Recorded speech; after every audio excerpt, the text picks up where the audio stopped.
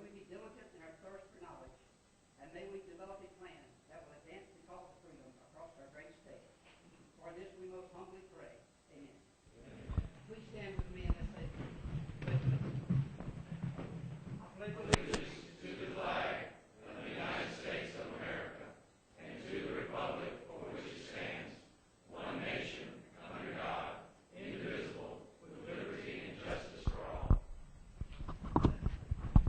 Thank you very much. Good afternoon. I'd like to thank each and every one of you, especially my committee members. Many of you came a very long way today for volunteering to be part of this important discussion. There's nothing we do that's more important than our common defense. I've had the honor of serving my country both in the Navy and the Air Force for 23 years. Service is the most important thing in my life. The purpose of this committee is to serve as a forum for state legislators working with the governor's office as well as our federal congressional delegation to find ways to improve the military value of our bases, to expand economic opportunities, and to ensure Georgia remains the very best state in the nation for our war fighters and our veterans to live and to thrive. The effort is completely bipartisan. It will be centered on Georgia as a whole, not in the individual base. I'd like to briefly thank my committee members for being here today. The first I want to thank is Representative Ed Reiners of Albany, Chairman of the Governmental Affairs Committee and also Site Chairman for Marine Corps Logistics Base Albany. I'd like to thank Representative Richard Smith of Columbus, Chairman of the Insurance Committee and co-chair of the Fort Benning visit. Representative Calvin Spirey of Columbus, Dean of the People's House of Georgia and co-chair of Fort Benning. Thank you, sir. Representative Mike Chokas of Americus, Chairman of the Information and Audits Committee. Representative Bill Hitchings of Savannah, my personal hero, Site Chairman for Submarine Base Kings Bay visit, a retired Marine Corps veteran, veteran of the Vietnam War. Thank you for your service, sir. And first Director of the Georgia Office of Homeland Security. Representative Al Williams of Midway, he's off right now, Site Chairman of the Fort Stewart and Hunter Airfield visit and also a Vietnam War veteran. Representative John Carson of Marietta, Site Chairman of Dobbins Air Force Base. Thank you, sir. Representative Shaw Blackman will be here in a few minutes. The Vice Presidential nominee is at his district in Perry, so he'll be a little bit late. Do apologize for that. Also, Representative John Corbett from Lake Park, the Site Chairman of the Moody Air Force Base. Representative David Clark of Buford, Georgia. Where's David? Former Army Ranger and also a recent war veteran. Thank you, sir, for your service, sir. And finally, Representative Darrell Elam, retired Marine Corps veteran. Thank you for your service, sir.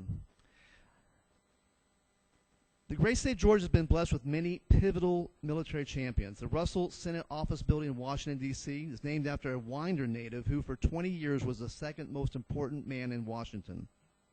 Carl Vinson of Milledgeville, Georgia, down south where I live. Father of the two Ocean Navy, was a native of Milledgeville and one of only two non-U.S. presidents to have an aircraft carrier named after him. Sam Nunn, of course, was a living legend and a dominant voice for our military for decades. Not many people know that President Jimmy Carter was a Naval Academy graduate and a submarine officer who greatly expanded Naval Submarine Base Kings Bay. Of course, Newt Gingrich was Speaker of the House and continues to be a very huge champion for our military. Due to the efforts of these past giants, Georgia has the fifth largest military population in America. We have almost 150,000 people working at 9 different bases with an economic impact of $21 billion a year. That makes the military, inside and outside the fence, the #1 employer in Georgia.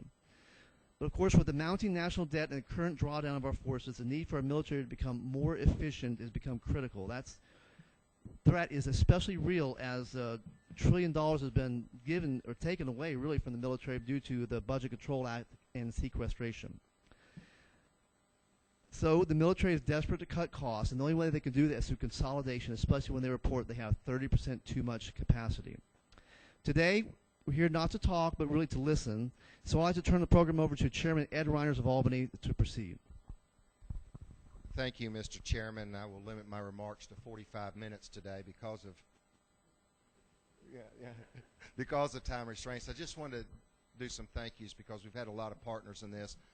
And first of all, thank you to members of the Daugherty County delegation. Senator Freddie Powell Sims has joined us today. Thank you, Senator, for your attendance, as well as Chairman Gerald Green, also a member of the Daugherty County delegation. Thank you, sir, for being here. A lot of good community leaders, a lot of good partners in this, and it's impossible to mention all of them, but my good friend Jeff Sinyard, who we'll hear from later, thank you so much for your help in this. Jay Smith with the Economic Development Commission also, thank you, and I appreciate it. And one who's just been absolutely fantastic, and that's the only one I may ask to stand up, Pam Jackson. She has been the go-to person for all of the base stuff, so I think she actually deserves a round of applause.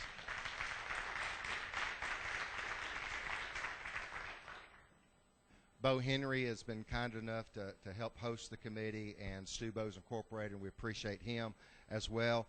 Justin Strickland from the Economic Development Commission has really done a lot of work. Thank you so much, Justin. And before I get into my last introduction, I just want to say we understand that the number one role of the United States military is to defend and protect this great country. We also understand that each one of these 9 military installations have a huge economic impact on us. Today we're going to look at each and every one of those parts. And what our colleagues don't know is that we are sitting in the 9th poorest congressional district in the United States. 2/3 of our births are Medicaid births. But what you're going to hear today is you're going to hear community partners talk about what they do each and every day to try to lift up the people of Southwest Georgia. And we consider the Marine Corps Logistics Base vital to that as well. And finally, the one who did all the lifting, and I cannot thank enough, Barbara, you have to stand up because then you're going to be running the show. Barbara Rivera Holmes, President of the Albany Chamber of Commerce, stand up. She gets a round of...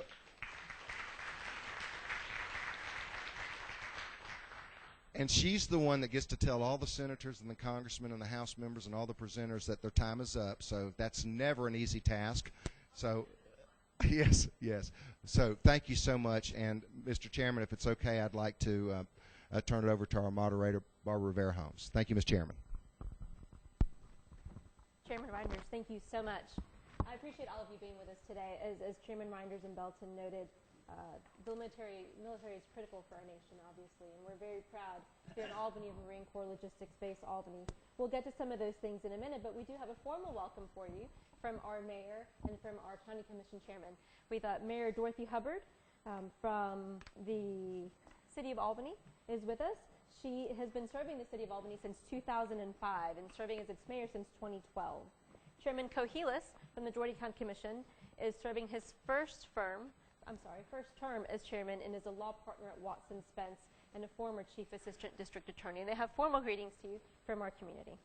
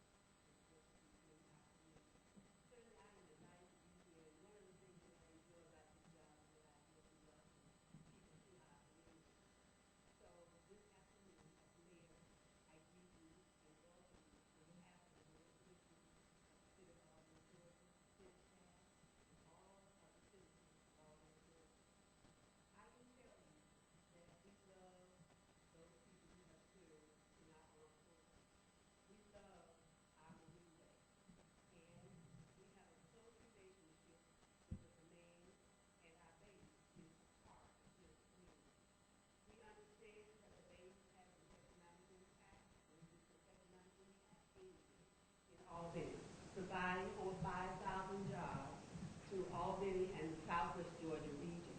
We can tell you that there are employees who come to our base to work from as far away as North Florida. So not only is it important for us, it is important for many of the families in the Southwest Georgia area. We want you all to know that we are committed to helping the base in any way that we can. We stand ready to assist them and support them whenever the need arises. We want to continue to build the bond that we have established, and we are ready to do our part. So we are delighted that you are here this afternoon to see firsthand what is going on in our city. If there are things that you go through this, that you see that we should or need to do to strengthen our position and strengthen our ties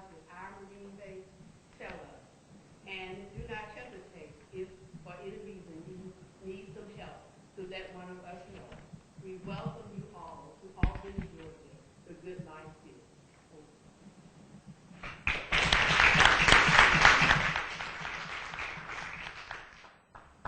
Welcome, everyone. Congressman, Senator, representatives.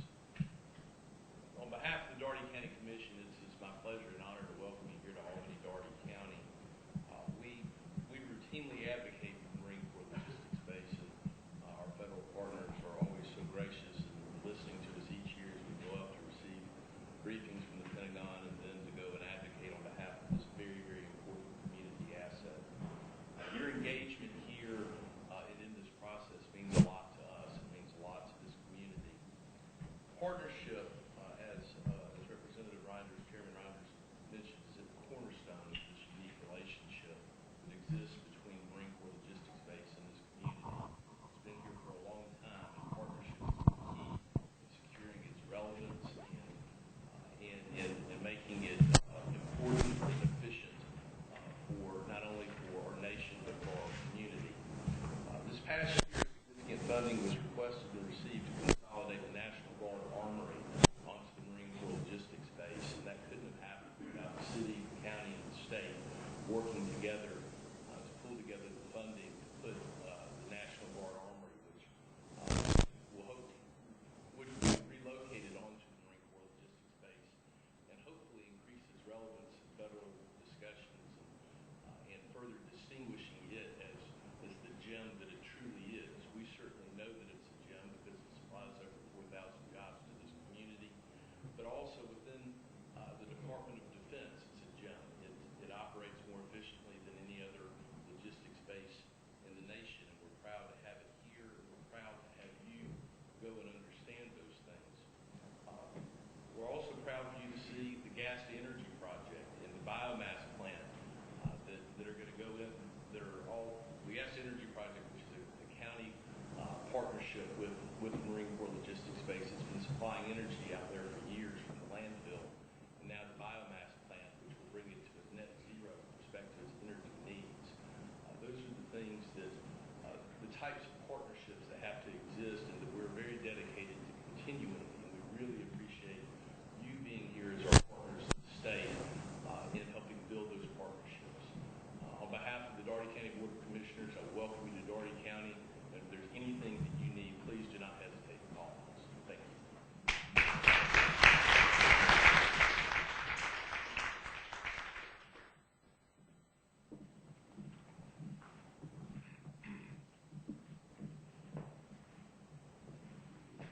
Thank you so much, Mayor and Chairman. We have 3 members of Congress here today, so it's a pretty big deal to have these distinguished gentlemen with us. I thank you very much for being with our community today and for everything that you do at the national level to ensure that we're a safe country. I will read bios of each shortly, and then we'll make some remarks. Senator Johnny Isakson, a successful businessman with 40-plus years in the real estate industry, and he's built this with a respected record of public service to Georgia.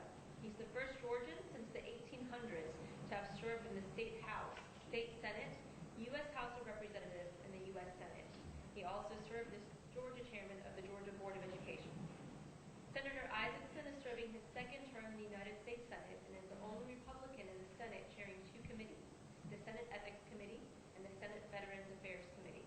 He also serves on the Senate Health Committee, Senate Finance Committee, and the Senate Foreign Relations Committee.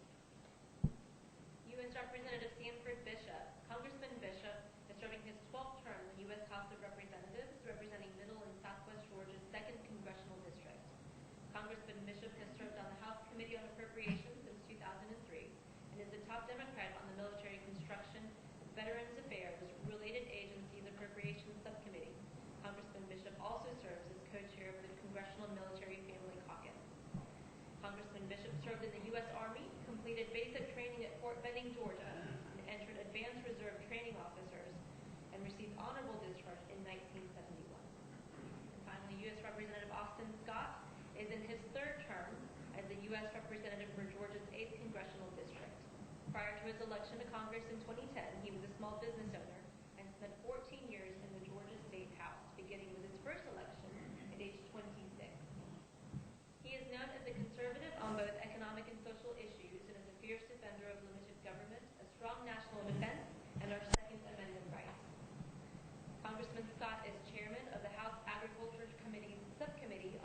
commodity exchanges, energy, and credit. He sits on the House Armed Services Committee, where he serves on the Oversight and Investigation Subcommittee and the Readiness Subcommittee. Gentlemen, thank you so much for being with us today. We very much appreciate everything that you do, and we look forward to your remarks. Starting with you, Senator Rice. Do I need the mic? Can you hear me all right? Okay. Well, thank you very much, President Holmes, for having us, and Mayor and Chairman of the Commission. Thank you very much for what you're doing. And I want to thank Dave Belton. This idea is a great idea. I know it's a temporary committee or a appointed subcommittee, but I hope it becomes a permanent committee in the House and a permanent committee in the Georgia Senate. Base realignment and closing commissions come and go. The military installations are important to our state, important to our country, important to our defense. It's important for the legislative liaison with us in Washington to work together so we all know what the issues are, so we all can identify them. And so when we come up before a review, we've got all the arrows in the quiver we need to keep those bases operational. I will never forget, before I went to Congress a couple years before, there was a base realignment and closing commission that almost closed Robins Air Force Base. In fact, the word on the street was Robins was not going to make it.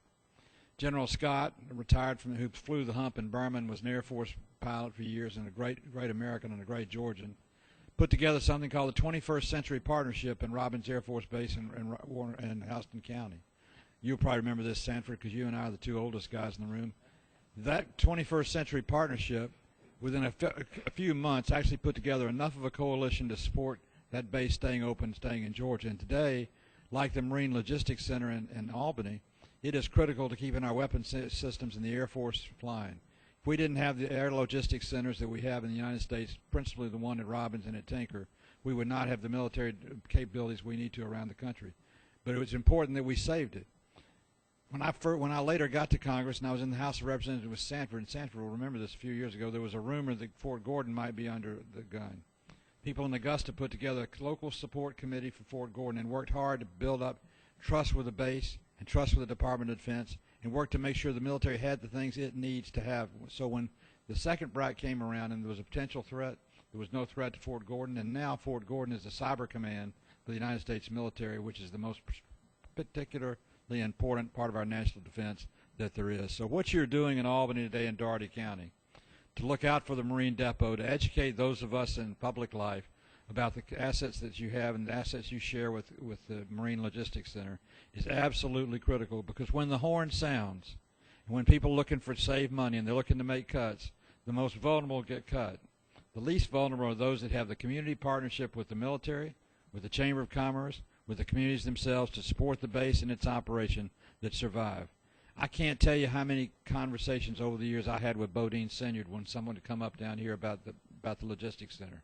Bodine would call me up and say, we got to do X, we got to do Y, or we got to do Z. There were a number of times I would call Bodine and I said, Bodine, you've got to do X, Y, and Z. But the fact of the matter is we knew each other, we talked the language, and when a crisis came up, we could address it. So I thank you for having me here today. I commend Dave for putting this together. It's critically important for our military complex in our state. I'm proud to be with my friend Sanford Bishop and with Austin Scott, who both do a great job in the House of Representatives. They both are on either Appropriation or Armed Services Committee. I'm the chairman of the Veterans Committee. There are 150,000 people employed on our bases, but there are 760,000 military veterans of the United States of America living in Georgia right now today. It's big business for our state, and it's important that we be here. God bless you, and thank you for having me. Thank you, Senator.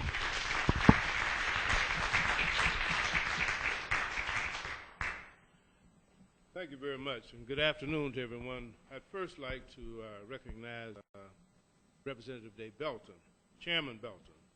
Thank you for your service as chairman of the Georgia State House Military Affairs Study Committee, and I applaud you for your continued efforts on this very timely initiative. I'd also like to thank Representative Ed Reinders and Ms. Barbara Rivera Holmes for coordinating today's meeting focused on Albany and our Marine Corps Logistics Base. Also, I'd like to thank Mayor Hubbard, Chairman Corrales, my colleague, Senator Isaacson, friend of long standing, my colleague, Congressman Scott. Is Secretary Ball here? He's on his way. And, of course, General Cassidy. We're glad that the general is here with us. Let me mention the venerable, honorable Jeff Bodine Sr., who has really talked to us year in and year out about the base, but he's here today in his capacity as head of the Southwest Georgia Alliance for Progress. And of course, our local legislative delegation, all of the members who are here, certainly the committee. I see present with us the Representative Louis Perry from Cornerstone Government Affairs. I just want to take this opportunity to say to the people here in this community that you are well represented in Washington with Louis Perry and Cornerstone Government Affairs. They're always on the job day in and day out. And certainly, last but not least, I want to mention the Dean of the Georgia General Assembly, my friend of long standing, Representative Calvin Smyre. He's the longest serving member of the Georgia General Assembly, and I think that's a distinction worthy of recognition as this committee meets. And the fact that he has come down from Columbus, taken out of his busy schedule to come to share with us reflects his interest and his concern about our military bases. And of course, he's a military brat. His father's retired from Fort Benning many years ago. But this is a very important gathering by bringing together the leaders of our community, people who have an interest in the base, the local chamber, members of our congressional delegation, the elected local and state officials. We engaged in a very important discussion to understand how we can best protect our military installations in Georgia. To prepare for our future, we have got to estimate both the potential negative impact and the positive effects of base realignment and closure. Throughout the course of the FY 2016 appropriations process, particularly during the hearings that were held by the House Appropriations Subcommittee for Military Construction and Veterans Affairs, where I serve as the ranking Democrat, the military and civilian leadership within the Department of Defense had one consistent message, and that was time and again they've asked Congress for authorization to conduct a BRAC in order to assist them with meeting their budget requirements. With a shrinking budget and a renewed focus across the department on the readiness of the force, many of these leaders believe that BRAC is a necessary evil to combat excess capacity on installations and to align dollars with established priorities. I'd like to say that I have very serious concerns about the impact that the budget cuts have had and will continue to have. I have concerns about economic decisions determining the strength and the end strength of our military. We live in a very dangerous world, and I don't think it's the time for us to start cutting back on our defense. On the other hand, let me just say that BRAC presents an opportunity for many installations and communities to fill excess capacity on bases with the potential realignment of units, service members, and their families. While Congress has indicated very strongly that there will be no BRAC in 2017, there are many ways which the Department of Defense can realign itself without congressional approval. For example, as many of you are aware, in June of last year, the Army completed a supplemental programmatic environmental assessment of Fort Benning. While employing many of the same attributes that were considered during the 2005 BRAC, the assessment resulted in Fort Benning being placed in the bottom third of its peers, and consequently, the conversion of the 3rd Brigade Combat Team of the 3rd Infantry Division at Fort Benning to a battalion task force. The Army's analysis ultimately eliminated 3,402 active duty soldier positions at the Fort Benning installation. Certainly, a reduction of military personnel of this scale does not come without economic costs for a local community. It's our goal here today to discuss how such a situation and the resulting impact like that that being experienced in Columbus can be mitigated, if not prevented, entirely here in Albany. As Representative Belton pointed out, BRAC is a very real threat. With an average of 30% excess capacity and shrinking in strength across all of our branches of the service, the military continues to demand a realignment to slash costs within that shrinking budget. I suggest that it's not a question of if, but a question of when. Therefore, it remains even more important that we protect ourselves. In parallel with the stated purposes for this committee, I urge this coalition, and we have a wonderful coalition here today, to focus our work on finding ways to preserve our military installations, to expand business development opportunities, and to honor Georgia's soldiers, sailors, airmen, and Marines. During the last BRAC process in 2005, we saved and expanded our military bases here in Middle and Southwest Georgia, and we continued to see investment in our communities. For example, the Marine Corps Logistics Command was stationed here at the Marine Corps Base Albany. At Fort Benning, the infantry school became the Maneuver Center of Excellence. In fact, Georgia actually gained soldiers overall, particularly at our largest installation, Fort Benning.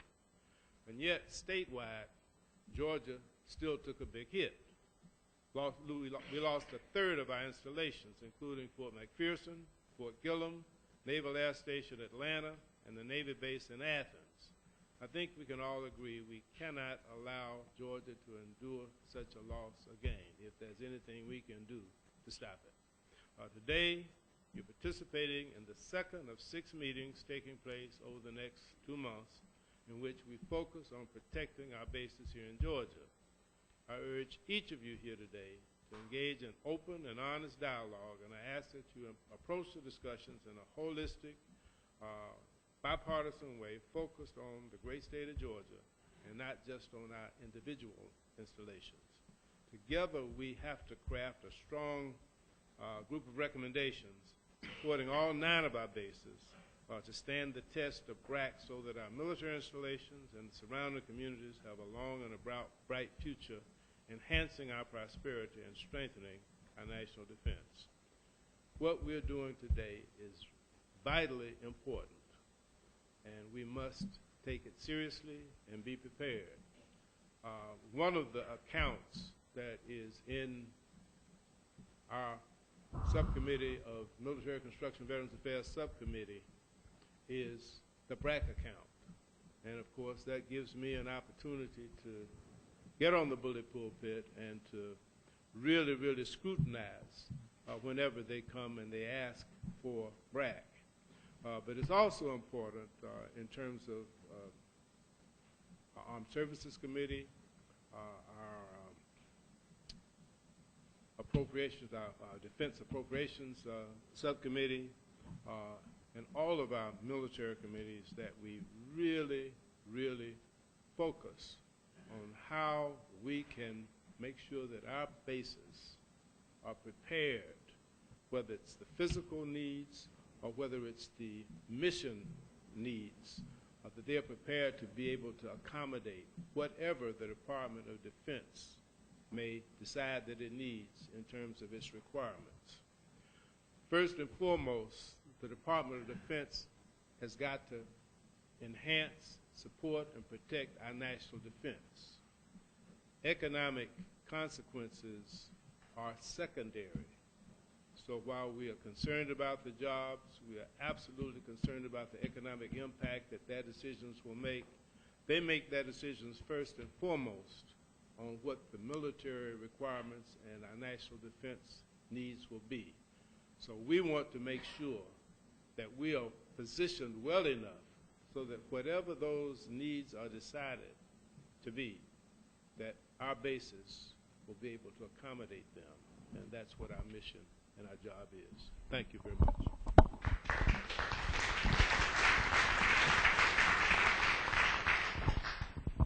Thank you. And I, too, have a lot of friends in the room. And Chris Hatcher was president of my fraternity when I was there. And I'm just glad that cell phones weren't video cameras when we were in college. I don't know who's going to be a member of Congress 20 years from now after everything out there is in digital format and recorded, but we're going to have to learn to forgive, I think, a little more maybe than we have so far. As you know, I'm on the Armed Services Committee. Hank Johnson, Democrat from DeKalb, serves on the Armed Services Committee as well. One of the challenges that we have is that with the major military installations that we have, we only have 2 members on the Armed Services Committee. We have 1 Democrat in Hank, as we said, and we have myself. And so I represent Robins Air Force Base and I represent Moody Air Force Base, but the 9 major military installations in the state of Georgia are all important to Georgia's economy. If you look at us versus many of the other states that have that many military installations, in many cases they have 3 or 4 or 5 times as many members as we have on the committee. So it means that we as the Georgia delegation have to work much closer together in making sure that we're able to take care of those installations. We've been able to do that in the House across party lines and in the Senate between the House and the Senate lines. And I think you'll find that your congressional delegation is very much capable of doing that and will continue to do that. And what I hope that we get out of this committee is that when we find that we have something that other states are doing better than we are, that we keep a list of those things, and that we make sure that we take those things off that list. We don't need to pretend that we don't have problems where we have problems. We need to fix them. One of the key things that we talk about is the military drawdown, and I want to give you just a little take from my past week. I flew out of Frankfurt Friday morning, got home to Tifton somewhere around 1 a.m. Saturday. It starts running together when it's been that many hours in planes. But we were out there at European Command. One of the things that I think kind of sums up where we are is that we were looking at a couple of areas where we were taking khaki-colored equipment and we were painting it green. We're not painting khaki-colored equipment green because we have enough equipment to fight in the current fight in the Middle East and to fight and deter Russia in Europe the way we expect we may very well have to. We're painting it green because it's the only option that we have right now. The drawdowns that we've had have created an opportunity for Russia and Vladimir Putin, and he sees that opportunity. And if you watch him, what he's going to do is through propaganda and the other avenues that he has, he's going to create whatever disturbances he can. He doesn't care if he takes apart NATO or if he takes apart the European Union or if he takes apart an individual country. His goal is to create chaos, and then wherever that chaos creates a gap, he's going to push through that gap. From our standpoint, I think one of the number one things that we can do is to fully fund the European Reassurance Initiative and turn it into the European Deterrence Initiative and make sure that he understands that we are going to have the equipment and we are going to have the NATO alliance to push him back to the sovereign territories of his country and out of the sovereign territories of other countries. This is something that prior to this past week, I guess maybe I really wasn't sure how aggressive he was or how aggressive our military commanders expected him to be until we had that face-to-face, heart-to-heart conversation with people like General Hodges. Nobody would have predicted a couple of years ago that he would have flown special operators into an airport, taken over that airport, and then immediately the Russians started flying in additional soldiers and supplies. But that's exactly what they did. Right now, they're across the border in the country of Georgia. When you go up to the Baltic states and Latvia, where I just was, you're talking about countries that are extremely poor, who are looking at making significant investments and increases in their defense spending. And the reason they're doing that is because Russia, when you look at his budget, is making significant increases in their defense spending. So as we go forward over the next couple of months, one of the main questions General Hodges had was about budget versus continuing resolution versus short-term, long-term. I don't know what will happen over the next couple of months, but I know once we get another president that we've got to get out of the cycle of continuing resolutions, and whatever we pass as far as a continuing resolution goes, the European Reassurance Initiative has a total cost of about $3.5 billion. That's a pretty cheap insurance contract to keep Vladimir Putin inside Russia. Our NATO allies are stepping up to the plate. Poland, for example, is moving from 2% to 2.5% and attempting to even get to 3% of their GDP as far as their defense spending. But I can tell you, when you're in any of those countries in that part of the world, they very much feel like that their citizens are being challenged, and that their territory will be challenged by Mr. Putin if we're not there to help defend them. And I can assure you, he's not afraid of any country in that part of the world. He is afraid of the United States. But I'm glad you're doing this. We need each and every one of our major military installations. There are things we can do better in Congress, but I'm going to tell you, when it comes down to where is the military going to make sure that they base their people, a lot of it's going to have to do with you and what you do at the state level, and making sure that the laws that are here are good for the men and women that are serving here, that we have the infrastructure that we need, both digital and physical, as far as rail and runways, and the ability to get our men and women in to the areas that we need them, and out of the areas that we need to be moving them from. And with that said, I'll stop so that maybe we'll have a chance to answer some questions. But I want to assure you that there are a lot of men and women in Europe right now that are doing the best they can with a very tough situation. And the men and women that they were working with in Turkey, at not just from the officer level up all the way to the general officers, many of those people are in jail now, and that because of the coup. And that's going to be a very serious challenge for us in trying to reestablish the relationships with the military in Turkey.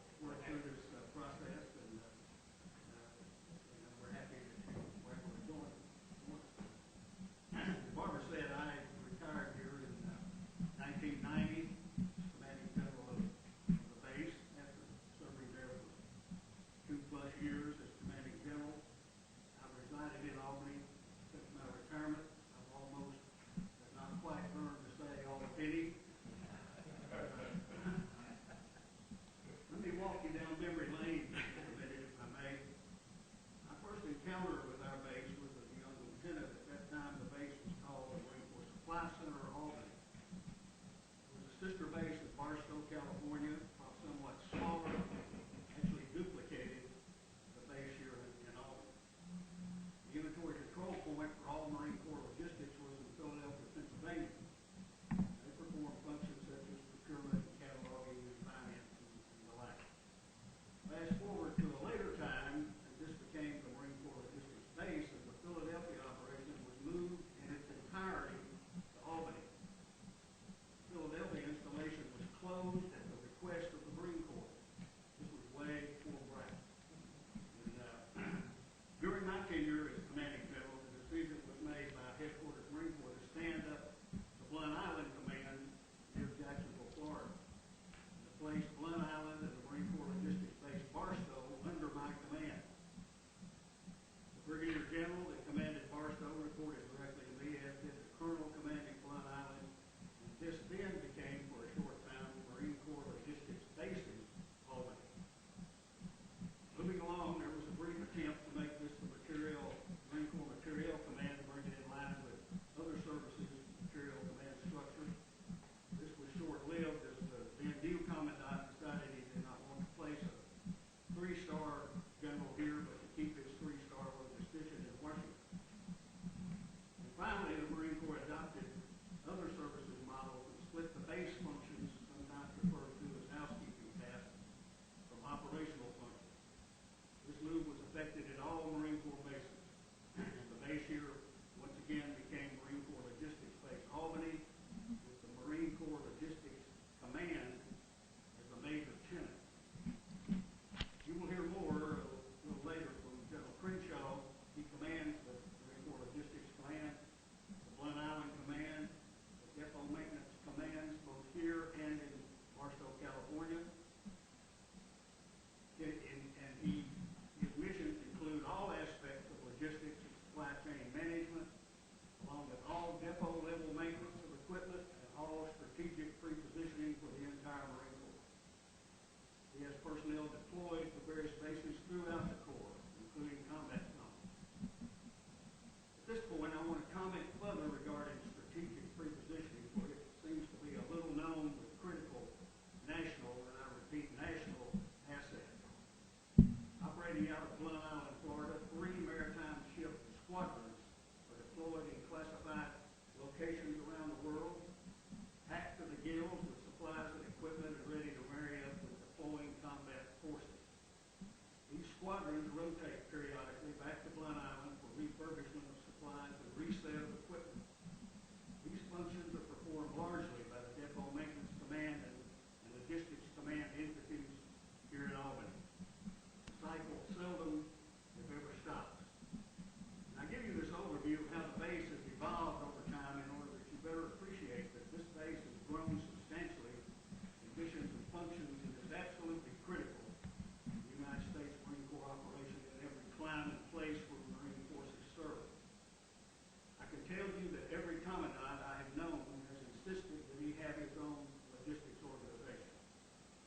I have not yet met the current commandant, General Miller. Certainly do not presume to speak for him, but from my reading and listening, I do know 3 things.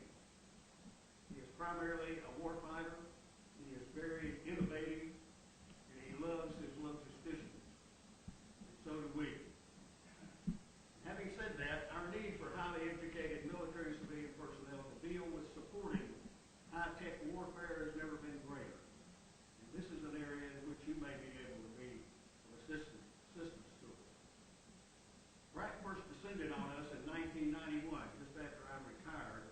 This was our most serious encounter, but we prevailed with the valuable assistance of Congressman Sandra Bishop and other local citizens like Noah Wernick and Bodine Sr. The Alliance for Progress was formed and is indeed today, along with other local organizations, continues to thus far effectively deal with subsequent BRAC threats. BRAC is a continuing process. Best I can tell, as has been mentioned before earlier, the Pentagon asks for a BRAC just about every year, only to be rebuffed by the Congress. They are, however, permitted to study the matter and report back each year with their findings, which always seems to be to ask for another BRAC. There are several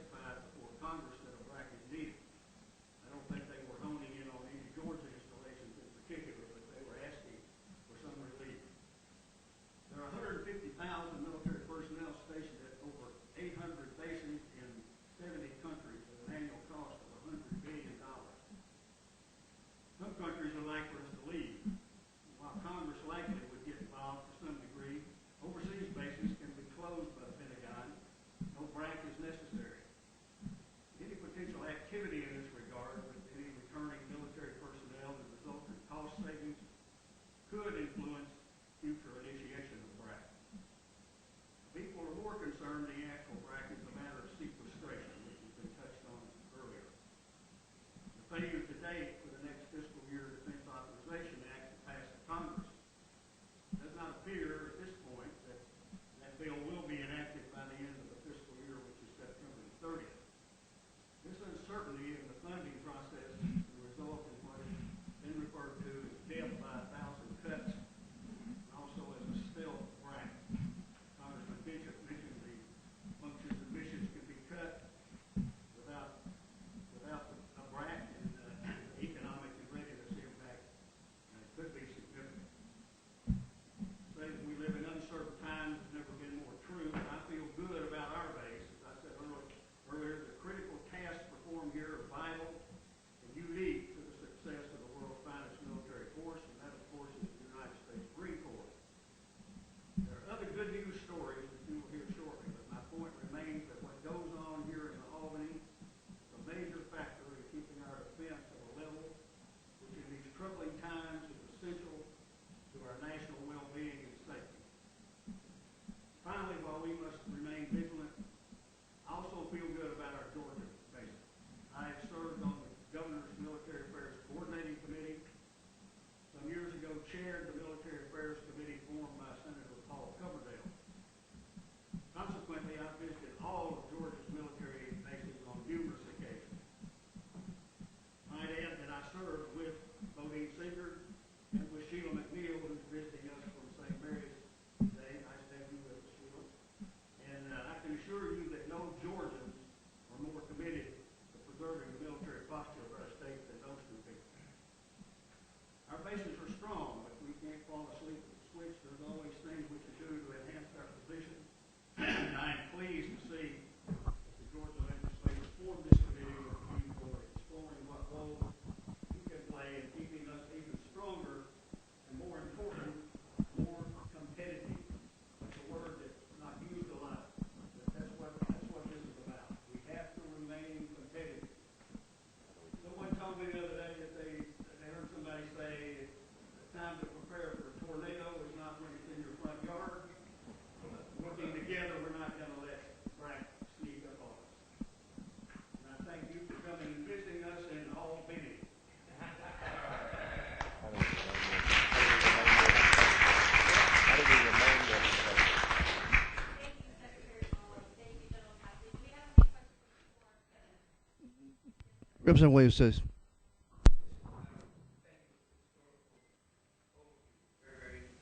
My question relates to there has been a lot of discussion in recent years of growing feelings in Japan about our forces all over Nauru. And it seems almost inevitable that they will be decreased or moved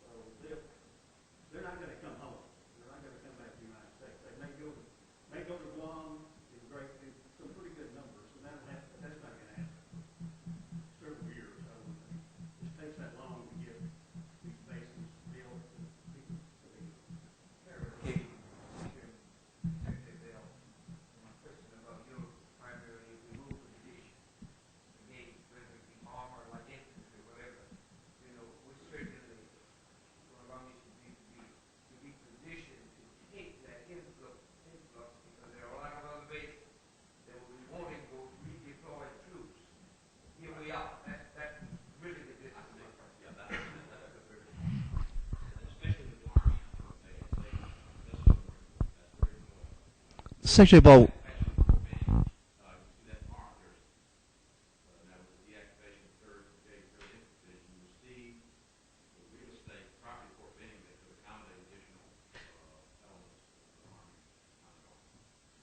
Secretary Ball, when you say that Georgia is unique and they have all four, Army, Navy, Air Force, Marines, is that uniquely good or uniquely bad? No, that's good, but I didn't mean just for services. What I meant unique within each of the services. For instance, in the United States Air Force, we have Air Force installations in the Air Force Material Command, which you saw at Warner Robins in the maintenance depot business. We have Air Combat Command installations at Moody Air Force Base you heard about, and we have JSTARS program while not part of our strategic forces, certainly a strategic asset of the Air Force. And then within the Navy, we have the jewel in the crown of the Navy Strategic Service Force. We have Marine Corps Logistics, and we have Army and Infantry, Combat Armed Services Division. We have the biggest Army Infantry Armor School in the Center of Excellence. So we have pieces defined for all major components of the armed forces within each of the services. Mine so much isn't a question as it is a request for information, and I just respect so much both of your knowledge on the subject matter. You're talking about being competitive and not to prepare for the tornado when it's in the front yard. Any best practices that you have seen from other military installations that you feel would be beneficial specifically to the state of Georgia? I would, Mr. Chairman, request on behalf of the committee that any of those ideas, we don't have to have them now, that you think about that kind of put us ahead of the curve. I think the committee would like to be able to see that both in terms of education and infrastructure. Thank you.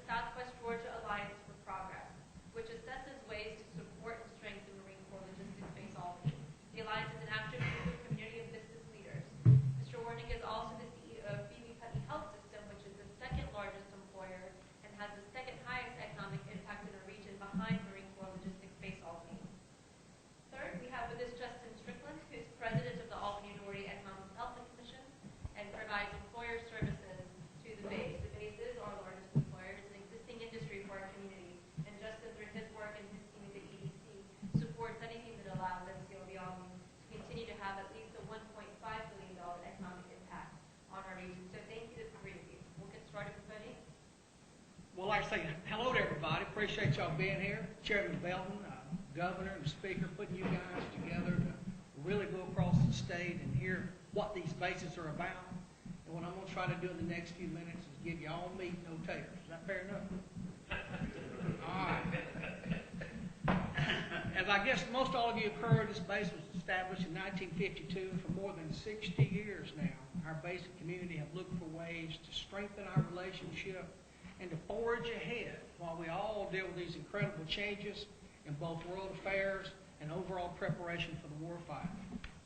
Since 1991, as General Cassidy mentioned, we have been active in determining what our strengths, our weaknesses, and our opportunities are. Having experienced numerous closed rounds, the folks both inside and outside the fence continue to partner and works toward putting our base in a class of its own. Over the years, many challenges have been recognized and solved so that now our base and our community's strong relationship is known throughout the Marine Corps, throughout the world in the Marine Corps, and from Georgia to Washington, D.C., and so many other places. In recent years, our partnership has been incredibly busy, more than ever. In 2011, the Secretary of the Navy issued a directive that 50% of its bases become net zero by 2020. This was given top priority because the reduction of energy and water are critical to the accomplishment of the Navy's mission, not to mention relying on foreign resources. The simplified definition of net zero, and I've been in South Georgia all my life, I had to get this thing simplified, is when two lines cross. The first line is consumption reduced, which means it requires that all opportunities and cost related to energy savings have been explored and executed and maximized. The second line is having the capacity to generate your own energy and not relying on fossil fuels. In essence, you create the full amount of energy that will meet your consumption needs, and it will be renewable energy. That's net zero energy, and that's a goal and a required mandate by 2020. In addition to that, the Commandant's Expeditionary Strategy and Implementation Plan, called Basis to Battlefield, established goals of ethos, energy efficiency, and use of renewable energy. As you will hear, MCLB Albany, along with committed partners, have developed and implemented a plan to include 4 large-scale projects which will position us to become the first net zero energy installation within the Department of Defense. First net zero within the Department of Defense. There are 4 major sustainable initiatives that will make this happen. In December 2009, MCLB Albany, Dougherty County, Georgia, and Chevron Energy Solutions teamed up with the first landfill gas to energy partnership. It was the first of its kind with the Department of Navy. This green technology process recovers methane gas from the Dougherty County landfill and converts it into energy and steam. This project not only reduced greenhouse gas emissions and energy intensity, but increased renewable energies and energy security. This reduced the need for the additional outside purchase of power and was a remarkable new source of energy. With the current energy mandates in place and our country wanting to depend less on foreign assets, this project made complete sense. Our second project, the construction of the biomass plant. Our chairman alluded to that earlier. The agreement on the biomass project was called a partnership on steroids. There were 7 partners. You guys are in government.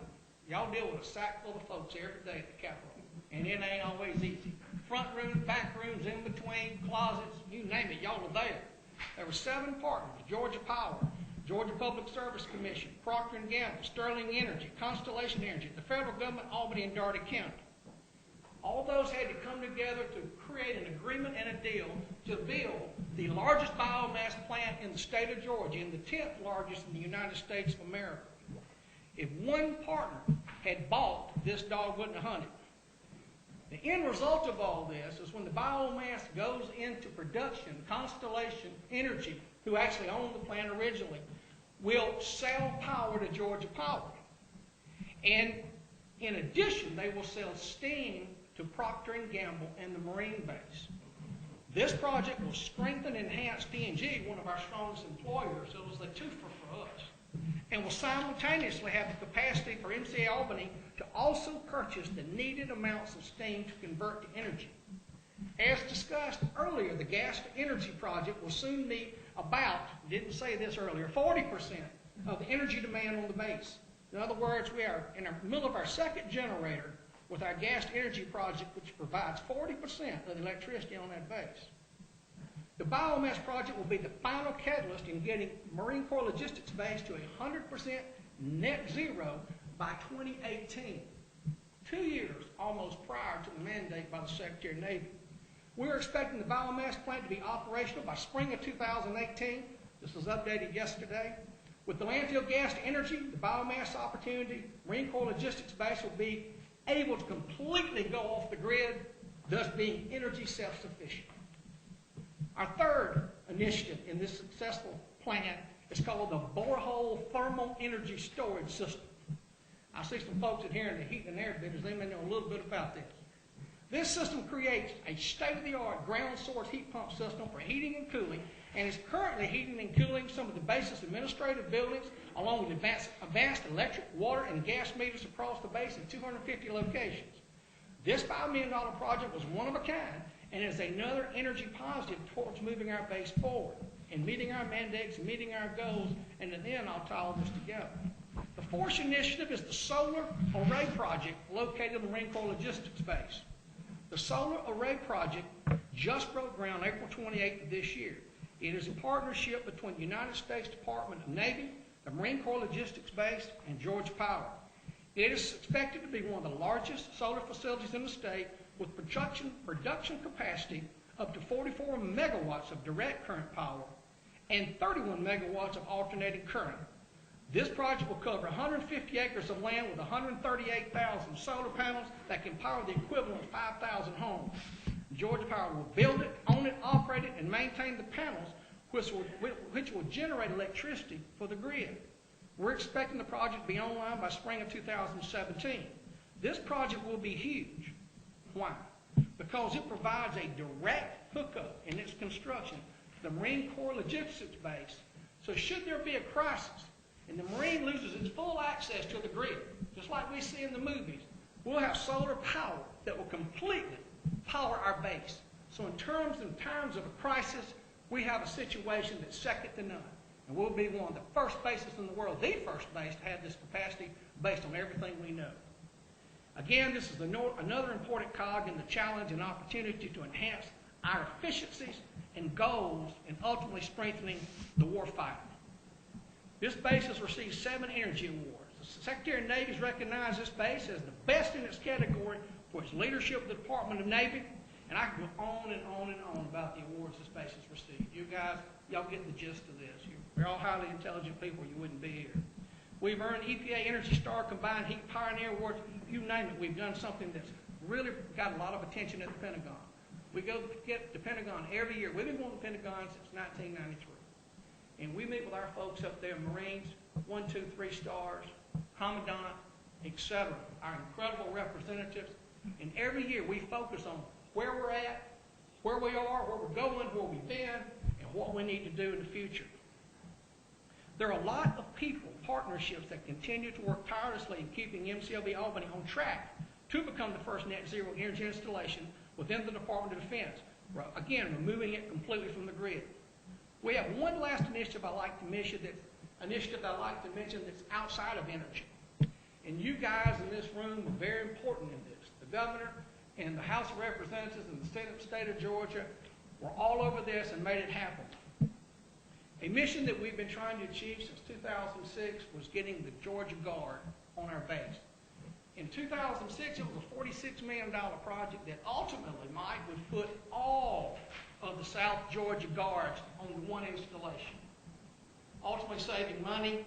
You'd have the ability to train up to 1,000 guardsmen a week. You'd have all of your pools there to take care of the equipment, to maintain everything that you had, from guns to tanks across the board. Well, we know what happened in 2008. We saw what our $21 million budget go to 17, 18 billion, et cetera, and a lot of y'all lived those painful times as we did. But even with all of that happening and all the hurdles, it took a little time, but now it's becoming a successful relocation.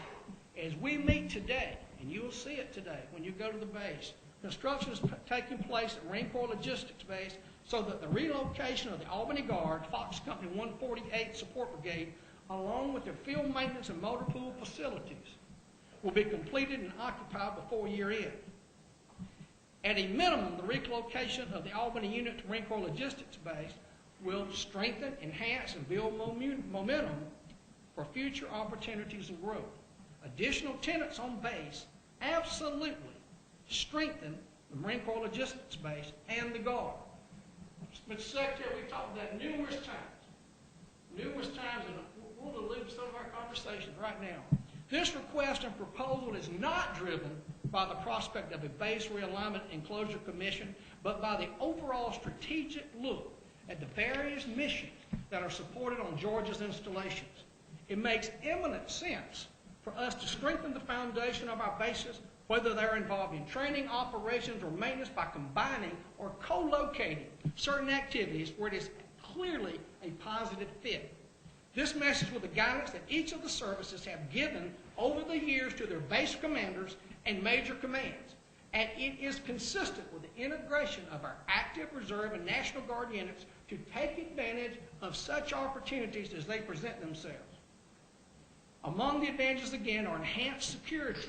Y'all remember what happened in Tennessee to some of the Guard folks? You folks who's been in the military felt it when you saw it on television. We all felt it, but some folks has been in there feeling a little bit more, in my opinion. The economy of sharing overhead costs among units.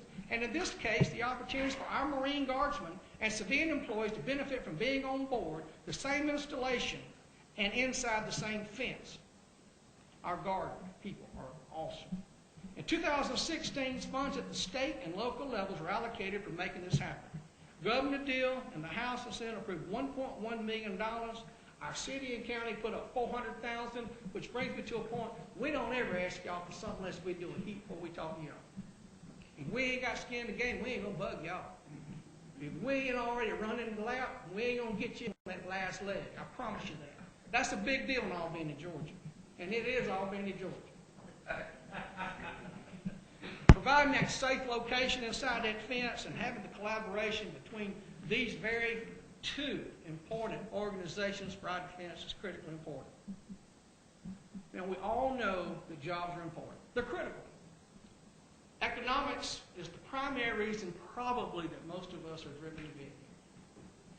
But in the 4 BRACs that I've experienced, it ain't the number one thing the folks on that BRAC committee look at.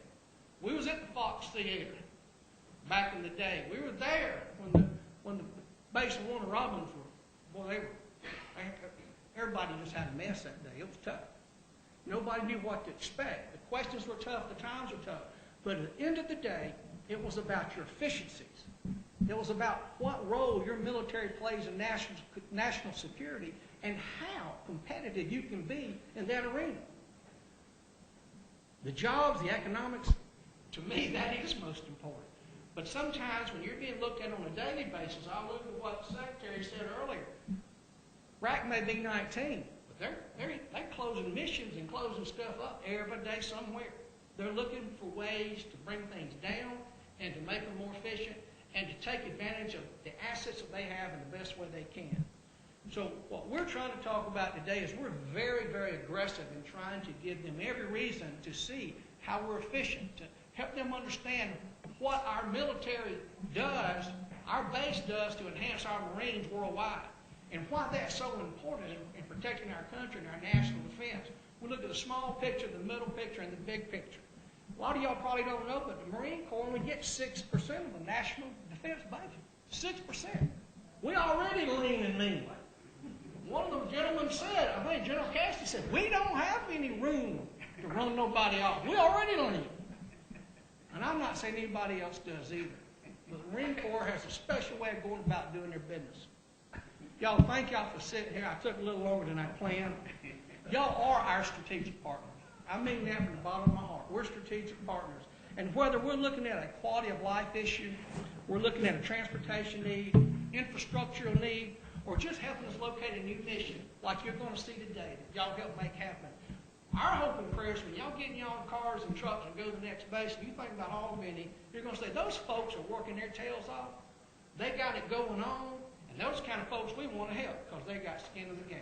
Thank you.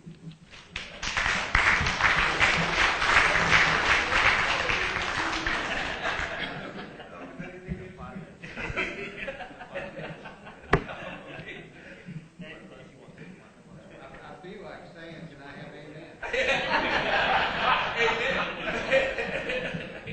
Well, it's hard to beat Bodine. From that standpoint, I will start off by once again welcoming all of y'all. Appreciate your interest in all of Southwest Georgia. I'm humbled by the patriotism in this room. Obviously, you can tell we're all committed to American way of life. Things that happen here in Southwest Georgia. Bodine did a great job teeing things off, and there's a reason why they call him Jeff by day and Bodine by night. You'll see him later this evening. But my goal today is to share with you a little bit about what Bodine had to say, and that is that people down here roll up their sleeves and take, the handle and try to get things done. We've formed a group called the Southwest Georgia Alliance for Progress about the time that the first BRAC was really just kind of getting done, and we realized that we needed to understand how we could become more competitive, and that competition is important. We're competing not with the rest of the world, but oftentimes with other services. There are other people that can repair tanks. There's other people that can do other supplies, and as Ed Cassidy said earlier, the Commandant likes to have his own, and we tend to believe that what's happening here in Albany is very competitive. As one of the co-chairs of the Southwest Georgia Alliance, we brought together a group of folks from all kinds of leadership positions in the community, all volunteers, to make sure that if there were needs out there, whether it's utilities, education, health care, social issues, things that had Marines know that they were supported here, that we could get together as a group, make assignments, and try to make a difference. I recall a conversation I had with a gentleman at the local YMCA, and he said, and this was back in the 90s, he said, do you know how veterans get their health care here in Southwest Georgia? I said, well, I'm not really certain. Tell me. He said, well, there is a bus that starts in Valdosta and winds its way through Southwest Georgia picking people up and ultimately ends up in Dublin. And then in Dublin, they get care and they get back on the bus and retrace their steps all the way down. The question he asked me was, don't you think there's some way that we might be able to have some kind of a VA clinic established here in Southwest Georgia? I made a call to Sanford Bishop. Sanford, very interested in Veterans Affairs, deals with a lot of veterans calls. And we also know that here in Southwest Georgia, besides the active military activities, a lot of veterans choose to retire and live here in this part of the state. They enjoy the great things here that we all know make us live here, low cost of living, good weather, a lot of other things. But they also need access to services. And so with Congressman Bishop's assistance and the encouragement of the local alliance, there was a community-based VA clinic that was established. It's had several iterations, and perhaps one of the things that's important for you to know, building on Bodine's comments, is the VA ultimately located onto the base. And there is a very robust veterans health care clinic on the base that's there for veterans to access, and it's just one more mission that helps stabilize and support MCOB Albany.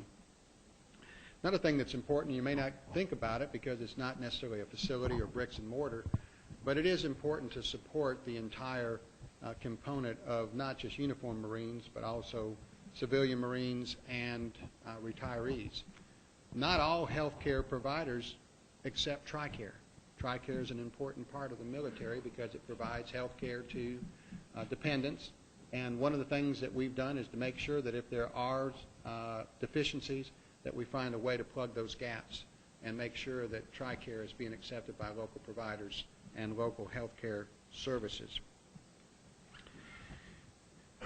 I'll also mention, and as I said earlier, we're a large employer, and our organization obviously takes in all kinds of people. You understand the economics of the state of Georgia. When you get below the net line, it tends to get rural, tends to get spread out, and it tends to get poor. And when you look at a lot of needs that the citizens of this region have, having a job is important. And I know Governor Deal has led very strong that one of his major focuses is for Georgians to have access to jobs. The Marine Corps logistics space is a heck of an employer. In my business, healthcare, if someone has a job, there's a very good chance that they've got health insurance. If they've got health insurance, then they're not having their cost of healthcare spread amongst everybody, and that's kind of the way our system works. So it's real important as a regional employer that the success and the sustaining of the Marine Corps base as a large, effective employer is very important to our region. A couple just final thoughts to share with you. As was mentioned by Bodine, we roll up our sleeves.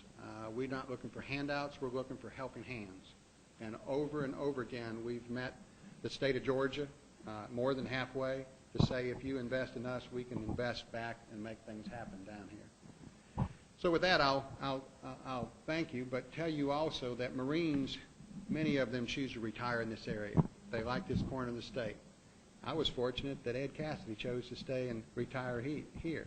I was fortunate to hire him. He came to work. We have a lot of talented people that you see throughout this region that are another important contribution of the Marine Corps to the state of Georgia, and that's having a welcome community that wants Marines to retire and be part of this local community. With that, I'll turn it over to Justin. Joe.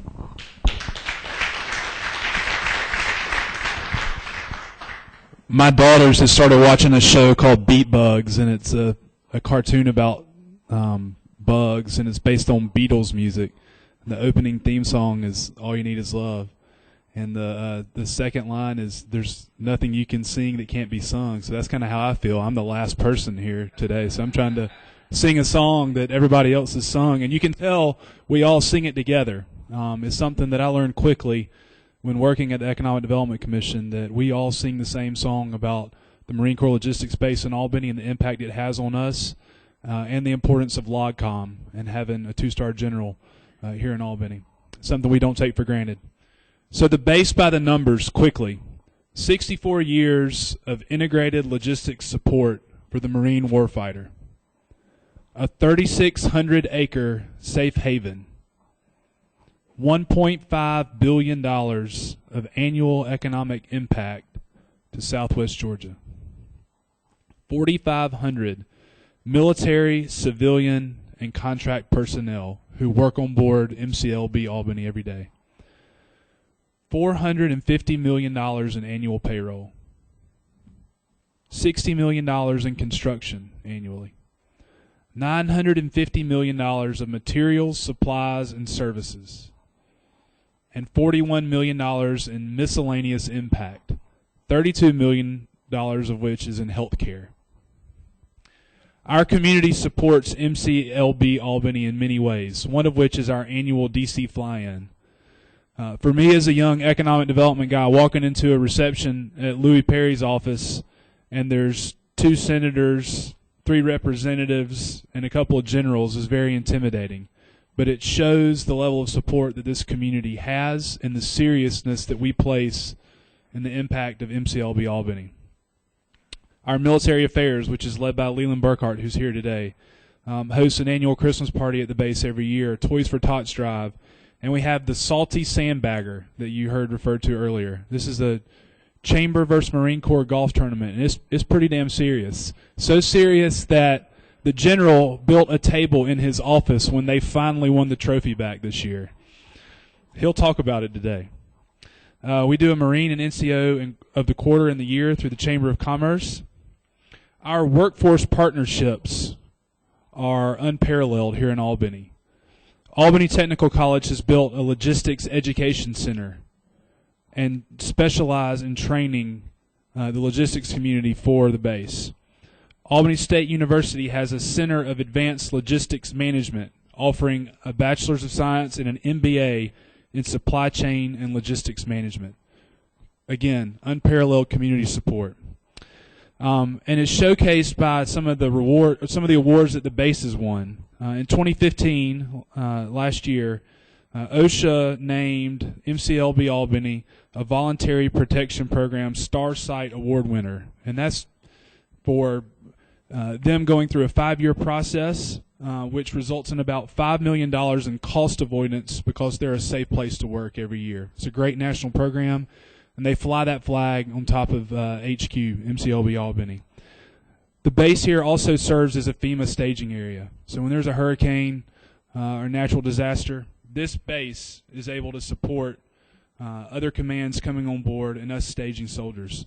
So you can see in just a brief couple of minutes from me talking how important the base is to Albany. I'm glad you're here today, and I look forward for you to be able to see the efforts that go on every day at MCLB Albany. Thank you.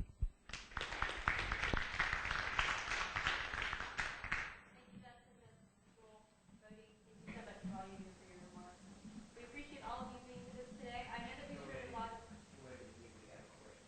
Oh, I'm sorry. You have a question? Prior to the word presentation, nobody talked about cost. So we were talking about the program, zero in and what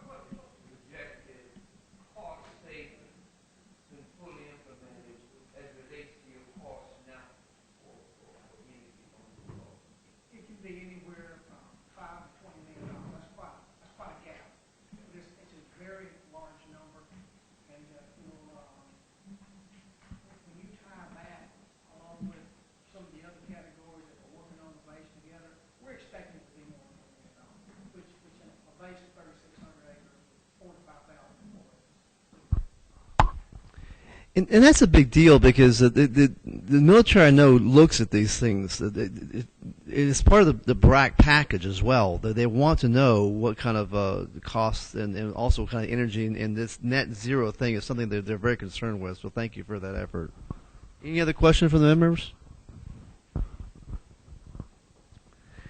As you can see, we have a great deal of work ahead of us in order to prove our military value of our bases, the lives of our war fighters in the great state of Georgia. I hope this work of this committee becomes a permanent fixture at the Capitol, and we pass meaningful legislation to ensure Georgia remains the very best place in America for our war fighters to live and to thrive.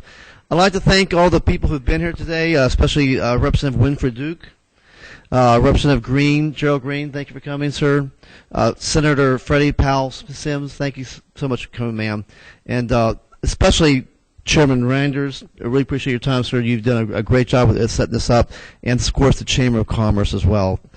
After this, we'll immediately go downstairs to the bus to do a tour of the base itself, and then we'll proceed on our way. Motion to adjourn.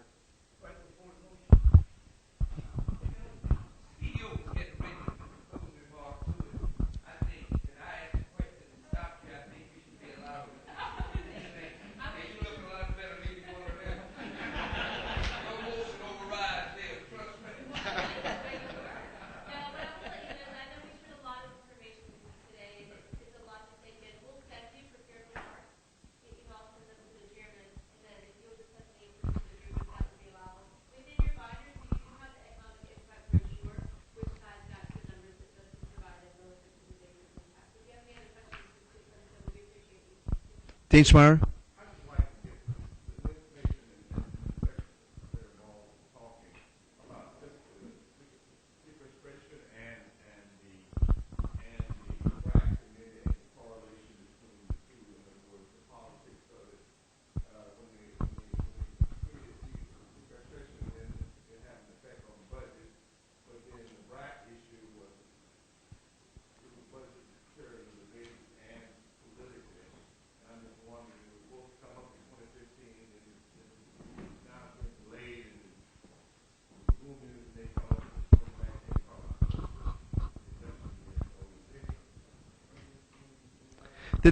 My understanding is that there's supposed to have been a BRAC in 2015. They're supposed to do everyone every 10 years, but the Congress was unwilling, did not want to do another BRAC. The thing about the CRs, these continuing resolutions, the problem with that is before this happened, the military would say, okay, you've got a budget, this is what it is. So they could plan on things. So, for example, if you want to buy a stealth fighter, you can't go to Walmart and just buy the thing. You need like 10 years of planning to make that happen. Well, right now, the Army and the Air Force and all these folks, they don't know what they're getting tomorrow, so they can't plan for anything. Plus, they've had this sequestration where, that was a big political mess. But basically, the military lost $1 trillion over that. That's real money. We're talking about $1 trillion. And so, and as continually forward, the military cannot plan on anything because they don't know what they're getting tomorrow. That's the real issue. Does that answer your question, Dean?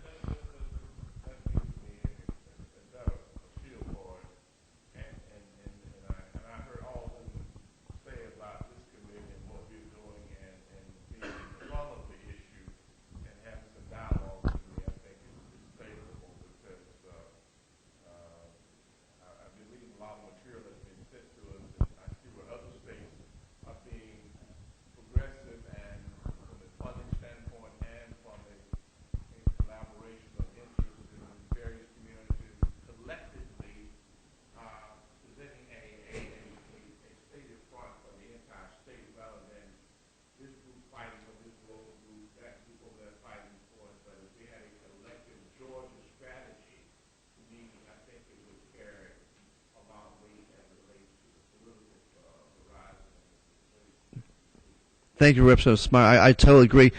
I hope you saw this piece of paper that I put in there.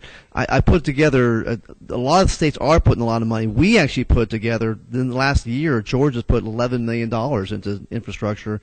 Locals have put $31 million. So local people like you in Albany have put together $31 million that I know of in order to do this. But I completely agree with you, Dean, that we need to move forward as a unified state and have a unified message. Secretary Ball, do you have anything to add there?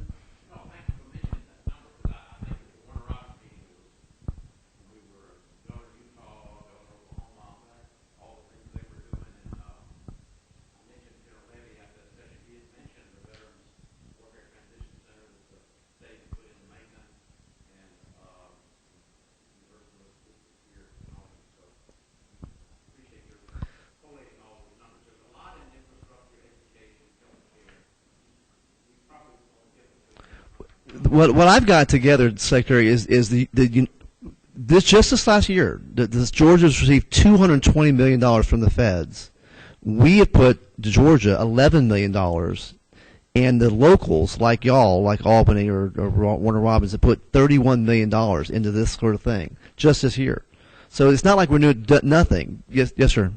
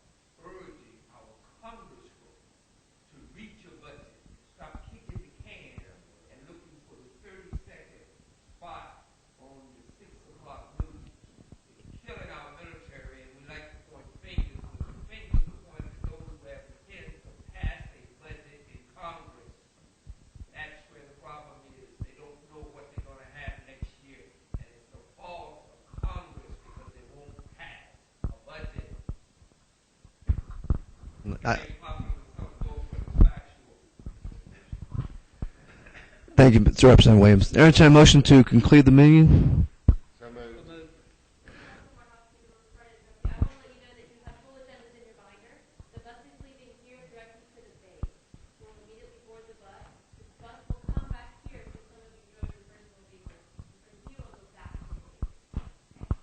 Thank you.